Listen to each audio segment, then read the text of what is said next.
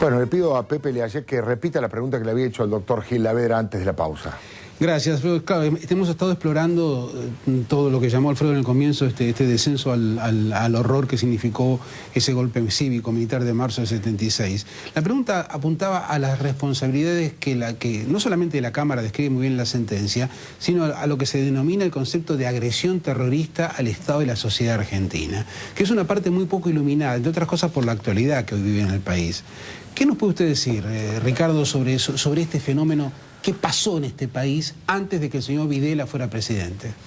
Sí, no cabe ninguna duda que la guerrilla argentina es la reproducción vernácula de las secuelas de la Guerra Fría, cuando comienzan todas las guerras de guerrilla en distintas partes del mundo, obviamente alentando la posibilidad de toma del poder por parte de estos grupos armados, ¿no? La lucha contra las estructuras burguesas, la posibilidad de instaurar una dictadura un régimen del proletariado, etc. En el caso de la Argentina, que esto tiene varias etapas, arrancó en la década del 60, tuvo en el 70, durante el gobierno de la NUCE, donde se la trató de encauzar legalmente, tuvo ahí ciertos límites, y la explosión luego que viene durante el gobierno de Isabelita. Se ha dicho mucho acá y bien en el programa acerca de qué modo la guerrilla legitimó el golpe y a su vez el golpe también legitimó la guerrilla. Yo creo que ambos se alimentaron recíprocamente. Por cierto que esta visión superficial de la juventud idealista no se compadece en absoluto con la realidad. En ese momento eran grupos de jóvenes, admitamos que equivocados, pero que no defendían los derechos humanos, cometían crímenes. Mataban a los policías en la esquina, secuestraban gente y atentaban también contra el orden constitucional, porque no tuvieron empacho de que una vez que viniera el gobierno justicialista del año 73, también atentaron contra este régimen. En consecuencia, el grado o entidad de la amenaza yo creo que no era demasiado intenso, más allá de las múltiples expresiones y atentados que había.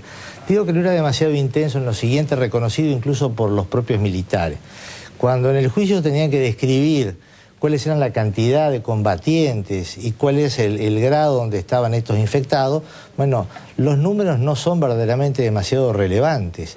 Y por otro lado, yo recuerdo que en el juicio el ministro de ESA, el exministro de ESA, hizo una descripción muy clara. Ministro de Isabel Perón. De Isabel Perón. De Defensa. Hizo una descripción muy clara de cómo el gobierno de Isabel Perón le iba entregando a los militares todo lo que pedían. Hizo una sucesión de las constantes peticiones que le hacían los militares, de instrumentos legales, y todo lo que les daban y estaban dispuestos a darle. Incluso una gestión postrera que él dijo, en la cual, bueno, le ofrecía todavía más herramientas para luchar. En consecuencia, no fue por falta de herramientas legales, no fue porque el tema fuera inmanejable. Sinceramente, yo creo que esto fue una verdadera opción. Bueno, ¿y cuánto hubiera la Argentina cambiado si en ese momento se hubiera decidido combatir la guerrilla, que sin duda era un peligro y que había que conjurarlo, bueno, pero a través de métodos legales?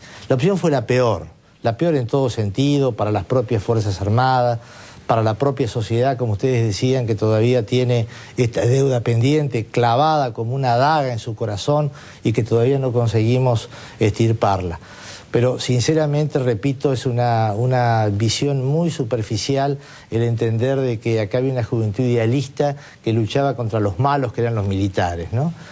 Sinceramente, esta juventud idealista era una juventud que cometía crímenes, que cometía delitos y que, por supuesto, que había que reprimirla dentro de la ley. Doctor Aslanian, ahora después le voy a preguntar a doctor Gilavedra sobre Balbín y el radicalismo.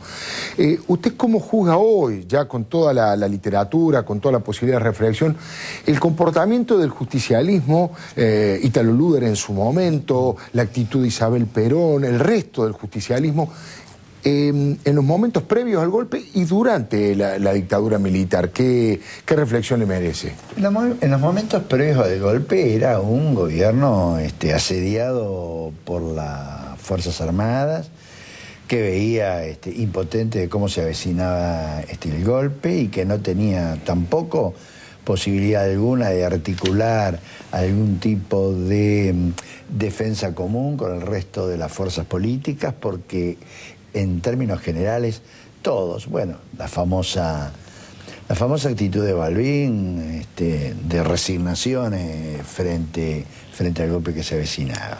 Por el otro lado, el gobierno de Isabel era un gobierno, con muchos problemas, ya tenía condicionamientos de distinto tipo. El fenómeno del perreguismo había producido estragos dentro de ese gobierno, todo el funcionamiento de la AAA. Yo recuerdo muy bien que había incluso miembros del justicialismo que miraban hasta con un cierto alivio y resignación el hecho de que se avecinase un golpe, porque era como el antídoto o el modo de poder frenar lo que de otro modo ellos mismos no podían frenar, que era el avance del perreguismo, la acción de la AAA, los asesinatos de la derecha, etcétera, etcétera, que a muchos les pesaba. De modo que eso por un lado. Por el otro,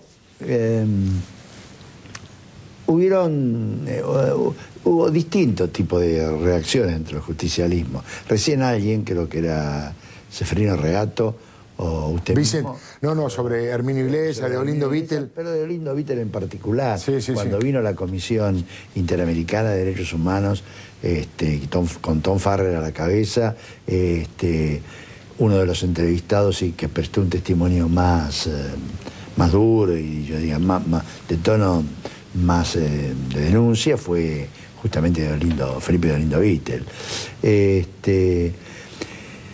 Lo de Luder fue negativo totalmente.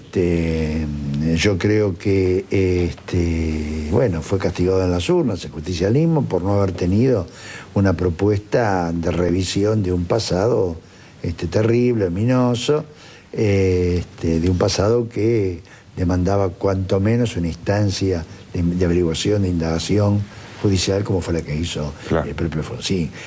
Comprarse la ley de amnistía y pensar que a partir de esa ley espuria, porque veamos, no era la ley de amnistía que un gobierno constitucional había dictado. Era una ley de autoamnistía con la cual los militares y la dictadura querían cubrir su retirada e imponerle, ya impotente y casi inerme a causa de su derrota en Malvinas, a un gobierno democrático que venía. Esta aquiescencia de haber aceptado esto realmente fue castigado en las urnas. Pero después creo que hubo una reacción muy favorable del justicialismo, en particular en el apoyo a lo hecho por el gobierno democrático de Alfonsín a la hora de llevar adelante el juzgamiento, y en particular cuando se discute en el Senado de la Nación, en la Cámara de Diputados, ciertas reformas que se querían implementar al Código de Justicia Militar y que posibilitaran a su vez la intervención como instancia revisora de la Cámara, el justicialismo fue más allá de las propuestas que el radicalismo tenía sobre el particular. Y si el abocamiento fue posible, en realidad fue posible porque el justicialismo lo posibilitó y lo propuso como objetivo con su voto en el Congreso. Ahora le dijo a Pepe que tiene ganas de preguntar, pero no quiero dejar pasar lo de Balbín y el radicalismo. Bueno, ¿cómo lo tomó usted? Suena hasta injusto personalizarlo en Balbín, digo, pero bueno, fueron muy famosas aquellas frases de las muletas de llegar como se pueda. Y últimamente hubo acusaciones del propio Videla, declaraciones del propio Videla.